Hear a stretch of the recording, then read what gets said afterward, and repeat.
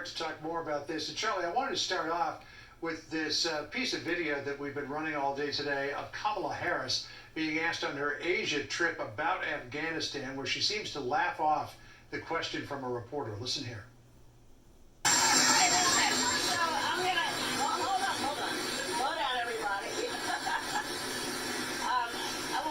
Two things. First, Afghanistan.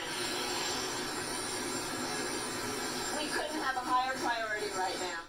So, Charlie, I don't know if that's just a nervous tick on her part or if it's a way of her taking a beat to gather her thoughts, but it just seems so misplaced, particularly in this case when, as Sandra was pointing out, we had that story of the mother who dropped a 2-year-old child in the rush to get to the airport gates, and the child was trampled to death under the feet of so many hundreds of people who were rushing the gates as well.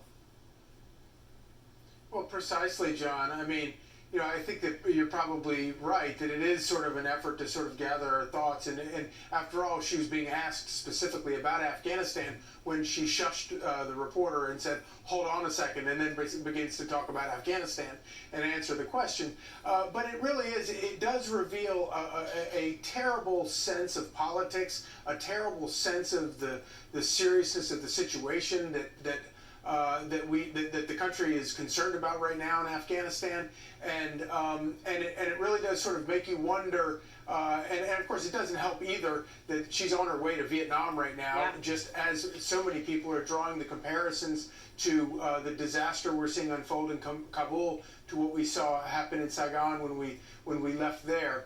So it really is really bad politics at the very least. And it's cringeworthy. It's difficult to watch when you see the seriousness of the situation. And this is someone who is backing up the policy to withdraw in the way that we did, in the time frame that we did. And we have not had a formal press conference from her. I have not. I mean, it took, I think it was 2 tweets in the first week of this that we heard from her.